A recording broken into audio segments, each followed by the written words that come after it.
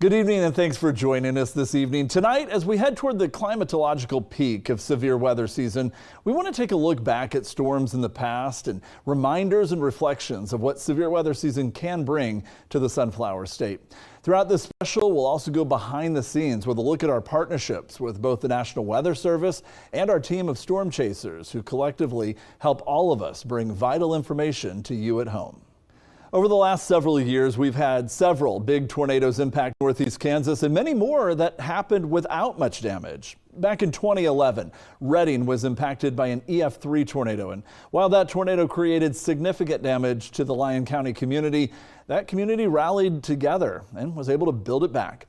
In February of 2012, a quickly forming and quickly ending tornado took aim on Harveyville. This storm was rated an EF2 and tore a narrow path right through the heart of the small Wabunsee County town.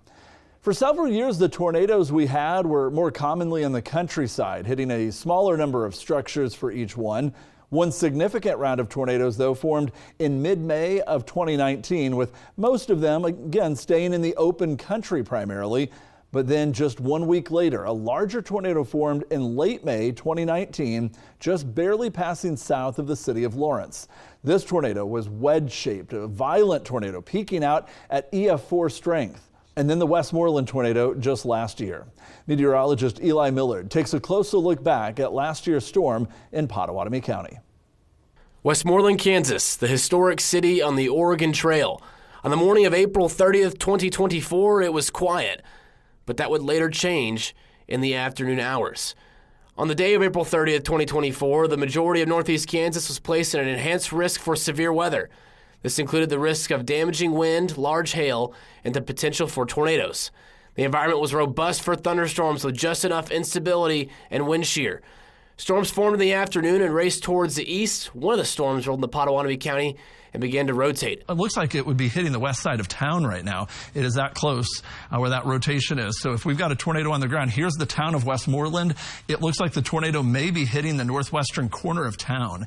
We have an unfortunate situation here. This is a populated area in Westmoreland with the possibility of a tornado still on the ground. A tornado touched down just southwest of Westmoreland at 4:40 p.m. and began moving northeast into town. The long and ropey, powerful tornado was about 50 to 100 yards wide and was on the ground for 2.6 miles. Good evening and thanks for joining us for Fox 43 News at 9. I'm Rebecca Chung. Fox 43 News is covering the latest round of severe weather tonight, including tornadoes. We have an update from Pottawatomie County on tonight's damage in Westmoreland. Now, the county shared on social media it has reports of multiple structures damaged in Westmoreland. Highway 99 has reopened to traffic and first responders are conducting grid searches to survey damage and search for people that may be hurt. Pottawatomie County is asking you to stay away from the area at this time. The tornado produced EF3 level damage and peak wind gusts were estimated to be as high as 142 miles per hour. At 4:48 p.m., the tornado had moved out of Westmoreland and lifted, but not before injuring 3 people and claiming the life of 1. Just about 1 year later, we talked to some residents of Westmoreland about storm recovery efforts as well as tornado aftermath response. A lot of the houses, I can't remember the exact number, maybe 22 homes were completely destroyed, something along those lines. Several of those have already been built. People were able to move back into their homes even before Christmas. Everybody came together really good, worked together to clean everything up and give emotional support where it was needed. And you'd be surprised what people do. The day of the tornado and after it just came through, it was amazing to see everybody coming together. And Westmoreland is more of a town where everybody's kind of in their own little space, but seeing everybody just coming together to help the families that lost so much was amazing to see. Over the last year, Westmoreland has been on the road of recovery. While the recovery process continues, the unity and determination of Westmoreland's residents exemplify the strength of small town communities in the face of adversity. Working for you, I'm Storm Track meteorologist Eli Millard. It's already been over a year since Westmoreland was hit. That was a tough evening because we could so clearly tell from radar and ground reports that it was heading directly into Westmoreland. And in times like that, you just know it's going to cause problems. But it does serve as a reminder that we just need to stay vigilant this time of year. Coming up, we go behind the scenes, showing what the role the National Weather Service plays and working alongside 27 News to bring you weather information you need each severe weather season.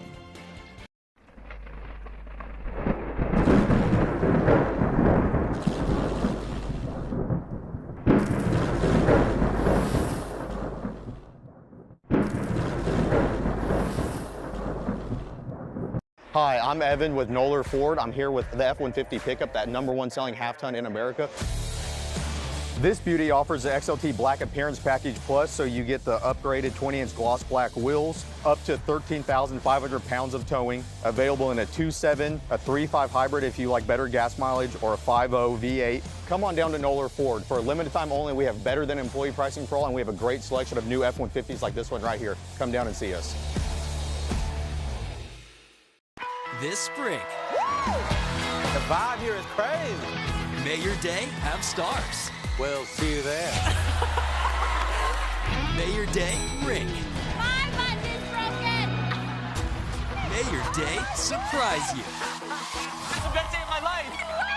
May your day be Kelly. Because that's where the queen's at. Yeah. All new weekdays. Please don't miss it. Weekdays at 3 on 27 KSNT. Hi, I'm David George here in the 2025 St. Jude Dream Home, which could be yours if you reserve your ticket. And don't wait. If you reserve your ticket by June 5th, you're eligible to win the house and a $2,500 gift certificate for Sutherland's. Visit KSNT.com or call 800-846-2640 to reserve your chance to win for only $100. Help us sell all 7,000 tickets to support the life-saving mission of St. Jude Children's Research Hospital, finding cures, saving children. You are a real-life hero. Your legend is growing. Bring it! I'll do it great! Former military intelligence, highly skilled. Don't underestimate her. Mel and Harry work with me. I know they don't look like much. Hey. No, honey, that's fair. Here we go! Your mom, she knows how to take care of herself. Here we go! Bad guys, they don't play by the rules, so neither can I. Do it! Sundays at 11 on 27 KSNT. This week's Morning Coffee Club prize is a certificate for a 4-pack of cookies to Dirty Dough Cookies, Topeka and Lawrence. Sign up at KSNT.com for your chance to win. Then watch 27 News weekday mornings from 5 to 7 to see if you've won. Welcome back. You've probably seen that little line of text at the beginning of every warning that says the National Weather Service has issued, and then the warning information. Well, the NWS is a huge partner for us, and many of you watching, you see our coverage and see the plotted warnings of those polygons where the storms are and where they're going. That's the work of the National Weather Service office in Topeka. We thought you might find it interesting to see what role they play and introduce you to some of another team of local meteorologists helping get that message out to the public all throughout the year. When severe weather strikes, it takes a team to keep the public safe. Behind the scenes, there is a system in place to make sure critical information gets out fast through coordination and clear communication between the National Weather Service and the meteorologists at 27 News. I sat down with Chad Olment from the National Weather Service in Topeka to learn more about the partnership and how it works, especially when every second counts. There's a lot that goes on before, especially during severe weather. And I think for the most part, it's something that a lot of the viewers don't even know is happening sometimes because we're talking to each other via chat software. It's extremely important that we do that because your role is one of the most important, and that's communicating the warning information to the viewership. And so people need as much information as they can, as fast as they can. And typically, I describe it as being 3 legs of the stool. We use 3 main inputs into the warning decision-making process. The first is radar data. We can really, in the last 20 years or so, the resolution of the data has improved quite a bit. And so we're able to see things now that we couldn't even see 20 years ago. So radar data is one leg of the stool. Knowledge of the near storm environment is also a very important one. That's a second leg that we use for decision making, and looking at wind shear and buoyancy and things like that. And then monitoring that in real time for how it's changing, because it's not necessarily enough to know what's happening now, but how is that environment going to change in the next few hours, because that may lead to an increase in the risk for tornadoes. And so we monitor the near storm environmental parameters. And then it's reports from people. That's the third leg of the stool. Reports from spotters or video from chasers and things like that. And if we get 2 of the 3 that are persuasive, we'll likely issue a warning. The best way that we can get people to act on that warning as quickly as possible is by working together, where we provide the information and the warning in a consistent way, and we use all the tools at our disposal to do that. And then we also repeat that warning over and over again, because repeating the warning leads to credibility and confirmation of the risk, and then also belief. And the belief is what gets people to act. And that happens faster if we're working together. That's a really important idea that it's not only just the Weather Service, but media has a big role in communicating the warning, and even emergency management as well. All of us working together as a team to provide a consistent message. And that's what helps to make, I think, warnings more effective when it comes to severe weather. Yeah. I remember 45 years ago where the television media was incredibly powerful, because when there was a tornado warning issued, everybody went to TV because you had the power to visually show people, here's where it is, this is where it's moving, this is when it's going to get there, and this is what you need to do about it. It was incredibly powerful then, and it's still the same today.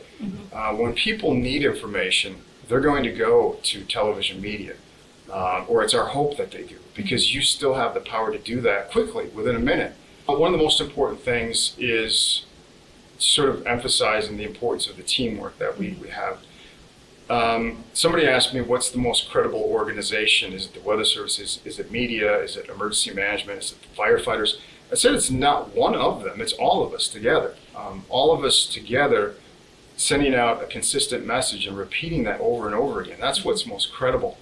And the important part of that is that gets people to listen and then to believe the warning as fast as possible. And it's the belief that helps people act on it. And I think that's the most important thing to remember is us working together, and how important it is. And that we are, when you guys are on the air and we're here mainly behind the scenes doing our thing, we're talking to each other to make sure that message is as consistent as it can be. I think that's important to remember, that we all have a very important role to play, and especially here in Kansas. The National Weather Service partnership is such an important one. And I think one of the things many people in Northeast Kansas may not be aware of is that we have one of the best local offices in the country, if you ask me, staffed by a team that has a true heart of getting good quality information out to as many people as possible. It really is a huge help to us here at KSNT, and we appreciate what they do for us every day. Coming up, we take a look at another team that works with us to cover the area storms. They all have day jobs, but they all have a passion for covering storms. After the break, we'll meet the guys behind the on-air phone calls and video streams from our team of storm trackers. That's coming up. Welcome to the most honest commercial you've ever seen. Not the cleanest, just the most honest. Today, we're fixing a home's foundation. I mean, that is like the most common thing to see in the world. Pretty common, yeah. Right. So it's the soil that's eroding away, causing those cavities, those voids that the foundation then wants to settle into. And then you guys with your superhero capes show up and fix everything. Yes, sir. Get a free and honest inspection with Foundation Recovery Systems, a Groundworks company. Every child deserves to eat every day, but some kids in Topeka only eat on school days. This is Andy Batliner with Hy-Vee. We're partnering with KSNT, Project Topeka, and Lewis Toyota to make sure kids get the calories and nutrition they need on weekends too. You can help by purchasing a weekend Grub Club bag the next time you shop at Hy-Vee. These items are priced at Hy-Vee's cost, so a $5 bag feeds a kid for the weekend during the summer. A $10 bag feeds 2 kids. Please support the Weekend Grub Club for Topeka kids. Double the Clarkson. Double the fun. Emmy winner Patricia Clarkson. Plus Susan Kalechi Watson. And a karaoke with Amy Grant. So much fun to be had here at the Kelly Clarkson Show. Next, Kelly. Monday at 3 on 27 KSNT. On the next Fox 43 AM Live, learn about the Save a Life poker run benefiting Kaylee's Dad is Mad and TK Fights Fentanyl. Plus, don't miss our Book of the Week with the Topeka and Shawnee County Public Library. Join us Monday morning at 9. If you know an outstanding student athlete who deserves to be recognized, nominate them for Scholar Athlete of the Week at KSNT.com. Sponsored by Kansas 811 and Briggs Auto Group. This week's Morning Coffee Club prize is a certificate for a 4-pack of cookies to Dirty Dough Cookies, Topeka and Lawrence. Sign up at KSNT.com for your chance to win. Then watch 27 News weekday mornings from 5 to 7 to see if you've won. Glad you're watching this evening.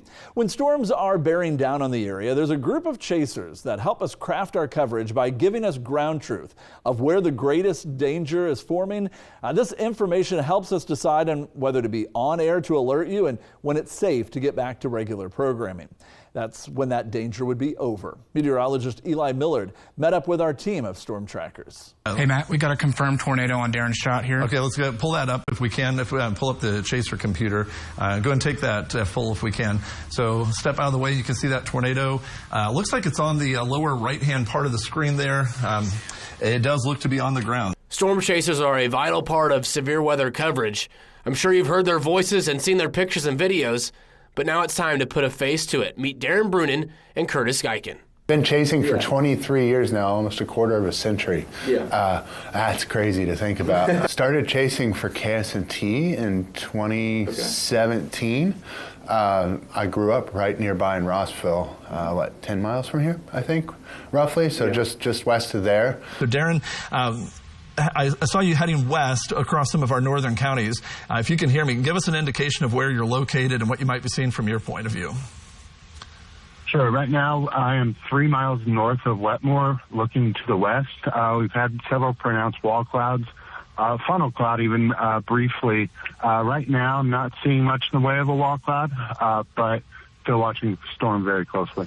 I love helping out people, and in Northeast Kansas, be aware of the weather. It's a passion of mine. I honestly have to say, I view this whole area kind of as my home area. Giving people a lot of warning is important to me, and I take that very passionately. Not only to go out and see the storms, but report live to give people that warning. My name's Curtis Geiken. I've been chasing with KSNT since 2016. I love Kansas. I love getting out and seeing Kansas, going through towns I haven't seen or haven't been through in a while. It's cool to talk to the people. I've met some real cool locals just hanging out, watching the storm, and they'll come out and talk and share their story. It feels really awesome to be part of your guys' severe weather coverage. It's an amazing feeling to be able to get the word out, give you guys that ground truth, because the radar doesn't tell the whole story. So, I realize it's an important role to play, and I appreciate it. Many of these guys have worked with us for years and truly go out of their way to bring you and the whole area the best possible coverage. We know without a doubt that more people take shelter when they look on their TV screen and they see that live stream of a tornado heading their way. It really is a great tool that they provide for us. Coming up after the break, we'd be remiss if we didn't go over some of those best practices that you can do to keep informed and prepared for severe weather season. Stay with us. What started out as what we thought was going to be a standard mainline sewer replacement ended up becoming much more complex than we ever thought it would. It was all taken care of by Brian of A2P Plumbing within a 3-day period, which is, to me, absolutely astonishing, given the amount of work that he had to do. He explained everything to us in a way that we could understand. A2B Plumbing has done amazing work for us, and I feel very confident that that will continue in the future. There's no other plumbing company that we would call. Every child deserves to eat every day, but some kids in Topeka only eat on school days. This is Mike Sturry with Lewis Toyota, and we're partnering with KSNT, Project Topeka, and Hy-Vee to make sure that kids get the calories and nutrition they need on the weekends too. You can help by purchasing a weekend Grub Club bag the next time you shop at Hy-Vee. These items are priced at Hy-Vee's cost, so a $5 bag feeds the kid for the entire weekend during the summer. A $10 bag feeds 2 kids. Please support the Weekend Grub Club for Topeka kids. Please join us for our annual German Fest celebration on the Sacred Heart Church grounds. Come celebrate with friends and family and enjoy all the delicious homemade German food you love. There's also a beer garden, live music with the Chardon Polka Band, kids activities, and a variety of booths, plus drawings for cash prizes. Don't miss out on this fun event to support Sacred Heart St. Joseph Parish. Join us June 7th and 8th at German Fest. This week's Pets in Need Spotlight is Cato. Cato is an 11-month-old hound dog mix. He loves to play with other dogs, is house trained, knows sit and shake, and does well with children. You can meet Cato at Helping Hands Humane Society. The word that comes to mind is alive. This is when you see 40 people at 4 a.m. Whoa, it's a Studio One ad. There's not a morning I walk in here that I don't pinch myself and think I get to be here. You know, growing up in this area, everyone knows it as Tornado Alley. It was a term that was coined many years ago by some of those in the military, actually, as they were first starting to study this. And they realized there was this part of the country that gets more tornadoes seemingly than other areas of the country. And that name kind of stuck. We've been called Tornado Alley for a long time. It takes up the central portion of the United States, debatably exactly where the boundaries should be. Some people would argue that it wouldn't go into the eastern plains of Colorado or northward into Minnesota. But when you look at it, this is generally the section of the country that sees the majority of the tornadoes each year in and out. However, when we say that, you've probably heard a lot of discussion in the last couple of years that Tornado Alley is shifting, and they talk about another area of concern, which we actually have a different name for. This has been around as well. This isn't new. This is something that we've had. It's called Dixie Alley, and so this is another area of tornado intensity as peaks in this area as well. It's a different time of year. It's usually a little bit earlier in the spring, sometimes late winter, early spring, that areas from Louisiana and Arkansas eastward into portions of Tennessee, Mississippi, Alabama and Georgia also see a lot of tornadoes. That doesn't change this particular Tornado Alley. We still see some fluctuations. We've still seen the majority of the tornadoes happening in the central portion of the country over the years. We'll see if this continues to hold up, but this is one of the averages over the last 20, 30 years. On a yearly basis, Texas has the most total number of tornadoes at 135, largely because it's large and there's more land there. And so when you look at it in a per square mile kind of density of tornadoes, Kansas, actually with our 81 at the number 2 spot overall, jumps to the most likely state to have a tornado when you look at it in the density of tornadoes over the land itself. So being a smaller state than Texas with a high number, again, same for Oklahoma, also kind of in that same thing. But you look at that middle portion of the country, even areas around Illinois. The surprising one for some people might be Florida, but keep in mind, inland from a hurricane, when it comes in, we see a lot of times both tropical storms and hurricanes will produce numerous spin-ups of smaller tornadoes. And so while there are a lot of tornadoes with those storms, sometimes maybe 5, 10, 15 in one storm, one hurricane could have a lot. So those numbers jump up a little bit higher there. They tend to be smaller than what we would see in the plains. And so we're going to have some larger tornadoes to contend with in our area. So what is the severe weather setup? Kind of maybe a fun look at this. You hear us talk a lot about the conditions are becoming favorable and things like that. When you get this big trough formation out across the western United States, a low pressure develops in the central plains. This is as the air is lifting, it has to form a low there, and that low is going to draw air in from different directions. It's going to pull air up from the southwest, warm, dry air. It's going to pull air toward that low from the southeast, coming off the Gulf, and this is warm and humid air. And then you have the cooler air to the north of the jet stream. That's your typical setup for a storm system, a low pressure system. That'll have a cold front separating the cool and warm air. On the other side, where the front's lifting northward, that's a warm front.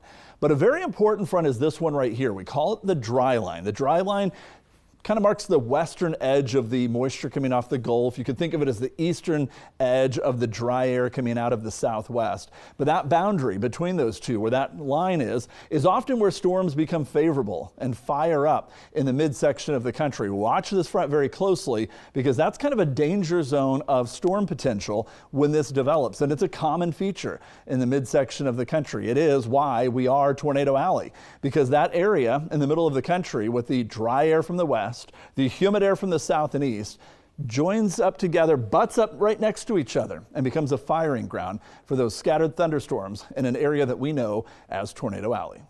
You know, when we talk about severe weather season, one of the things that we really have to remember is what we should do. We can provide information. We have the National Weather Service. We've got our team of storm chasers and trackers that give us all that information. We provide it to you. And then the responsibility falls on you of where's the best place to go? Where's the best thing you can do during severe weather? So what do you do when there's a possible tornado? So there's a lot of different options. Some are good, some are okay, and some are even better. First of all, poor shelter would be large rooms that have windows. The issue with the larger room is that wooden structures will have less holding up the roof above them, and the walls themselves have less stability when the span between the walls is larger. And so the larger room, obviously the windows are weak as glass, so that's going to be an issue. So you want to stay away from those two things. Even if you had a large room without windows, you're still having danger because of the size of the room. So what would be maybe a little bit better? Something small, like an interior room or an interior closet, a windowless bathroom. The idea here is how many walls can you put between you and the outside, knowing that things are flying through the air, knowing that debris is really the greatest danger when it's lofted by a tornado. How many walls of protection? So we say in a windowless bathroom, even in a bathtub, that tub itself is almost like having more walls between you and the outside. But there's still an even better shelter than that, the best possible one, because all tornadoes happen above ground, skimming from the surface up into the air. If you're below that surface, things are going to be even safer. So stay clear of any windows in the underground shelter. Those daylight windows can still break and shatter, but getting into that underground shelter tends to be the safest way in which you can stay safe. So when you have this, you have all these different ways in which you can get this information. The information we're going to provide, obviously we want you to be tuned in, watching us. Sometimes you may be asleep, and we always recommend weather radios. Weather radios can be programmed down to the county level. They can alert you and awaken you in the middle of the night in a way that many other devices can't. It's got a much louder alarm. It's designed to only come on when there's a warning affecting the county that you live in if it's correctly programmed. Of course, there's weather apps, but keep in mind whenever you get an app that has maybe an alerting system on it, we provide one. But there's still one inherent issue that has to be understood, is that if there is a power loss at the actual tower site, to the closest data tower you have, if you're not on Wi-Fi and you're relying on mobile data and there's an outage there, your phone may not be getting information and it'll just stay silent. So we want you to have multiple ways. Phones are great. They've got those alerts coming in, some of those automated from the government, others that you can subscribe to. And of course, having a weather radio as well, you get all that together and you're going to be able to get some great weather information and know when to turn on 27 News and know that we'll be here to keep you updated and keep you informed of all the goings on of the area and when to take shelter. We talked about where that great shelter is. We talked about the teams that help us provide that information to you, and we took a look back there at some of those big storms. Hopefully you've enjoyed this evening's program, learned maybe a little something as well, and got to know a few people behind the scenes that you may not have come in contact with in the past. We appreciate you as our viewer, and we thank you for tuning in tonight. Have a great evening.